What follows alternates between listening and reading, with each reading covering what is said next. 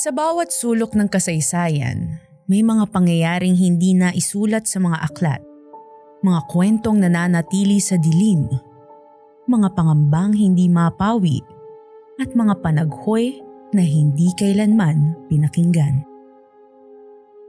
Sa bawat pag-ikot ng panahon, may mga aninong patuloy na sumusunod, mga paalala na hindi lahat ng nakaraan ay handa ng magpahinga.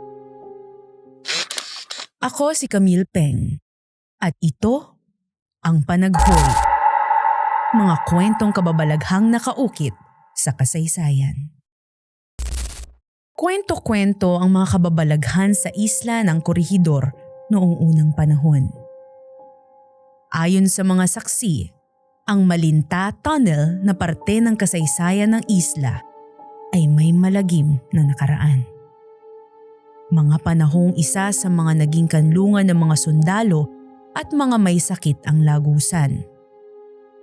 Madugong binomba ng mga Hapon ang Malinta. Hanggang ngayon, may mga kaluluwang tila hindi matahimik. Nag-aantay ng kasagutan sa kung ano ang kahulugan ng hustisya.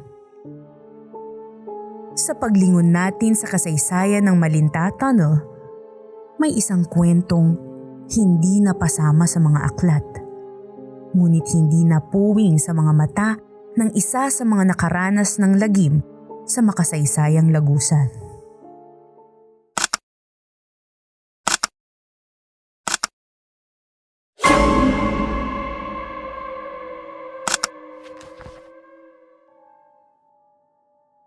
Ako si Amil.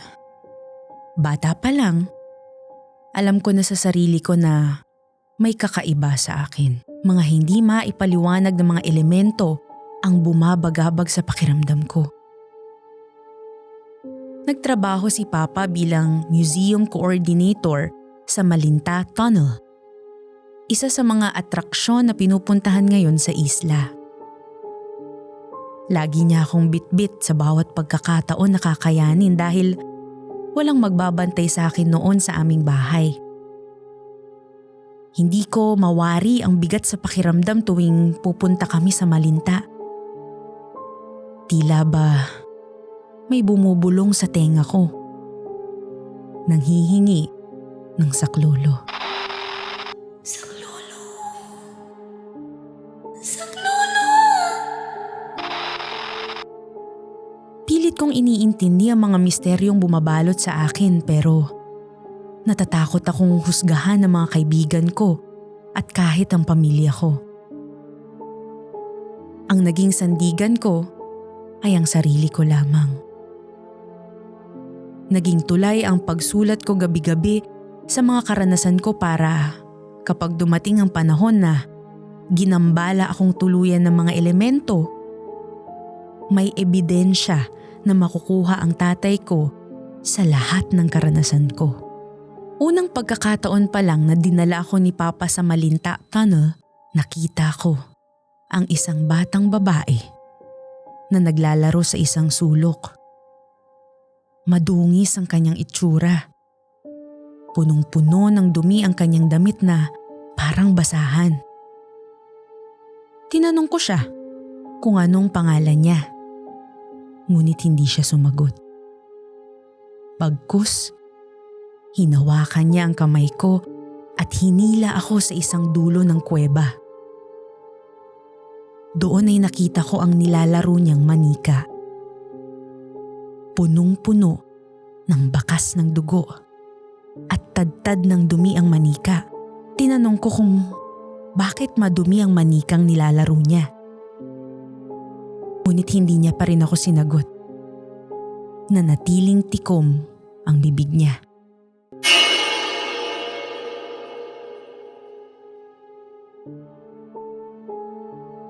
Nagtataka na ako kung bakit bumabagabag ang katahimikan sa kanya. Hanggang sa ang mga sumunod na pangyayari ang gumimbal sa akin. Isang minutong nagsisisigaw siya ng saklolo, saklolo. Naalarma ang katawang lupa ko noong mga panahong iyon, kasabay ng pagtataka. na bakit siya sumigaw. Saklolo! Saklolo!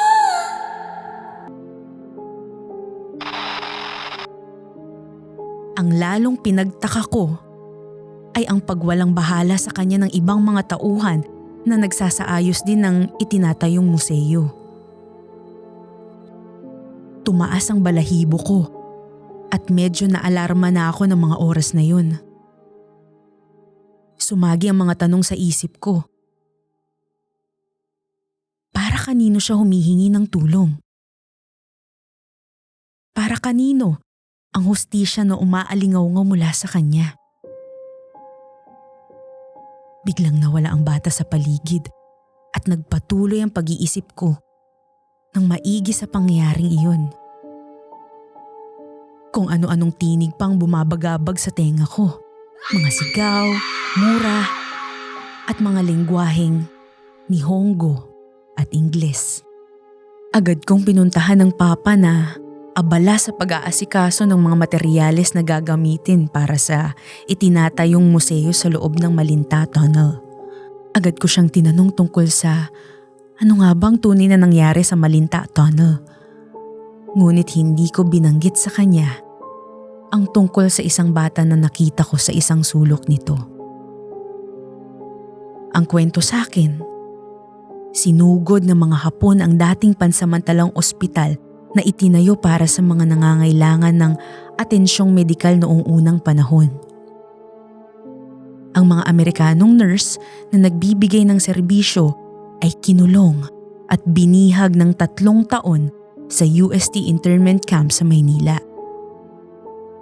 Ang mga natirang pasyente, pinasabog at pinaslang kasama ang mga Amerikanong sundalo at natatanging mga Pilipino.